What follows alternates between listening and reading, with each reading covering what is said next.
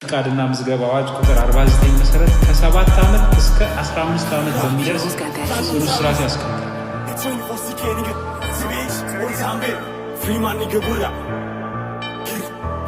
በቀን አምስተኛው በዕለተ ዓርብ ዝናብ ነበር ከጀማው ጋር ስለትን ሸክፌ ቀመር በልብ ያሳሰበ ጠላት ድንገት አጋጠመኛ ሌላ ስናስብ ፈሪክ ሲንኮሻኮሽ ዝም አንልም አይተን ጠላትን ፍለጋ ሰፈሩ ብቻ የለቤቱም ገብተናል።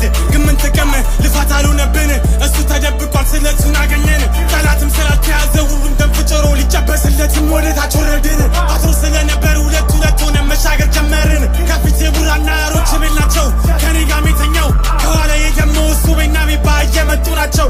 ሳትም የጨብሲ ነው ጠላት ረፍት የለው ሁሌም ስራ ላይ ነው። እንደተለመደው አንዱን አገኘ ነው 22 እያለ ይጮሃል ግን ሰልፎ ያገር ነው። ጠጋ ብላ ቡራም እየሾፈች ነው አሁን ስጠራን ነው። በድንገት ዞር ሲል ያው ብስ ተቀበለው ደንግጦ ነው መሰለ እንደ ፋንፊጮሆ እግሬ አውጭኛ ነው። ሰው ሁሉ እዛ ጋ ምንድነው እኛም እንደማያውቅ እየጠየቅን ነው። ከጀማው በስተቀር ምን እንደተፈጠረ አንድ ሰው አያውቅም።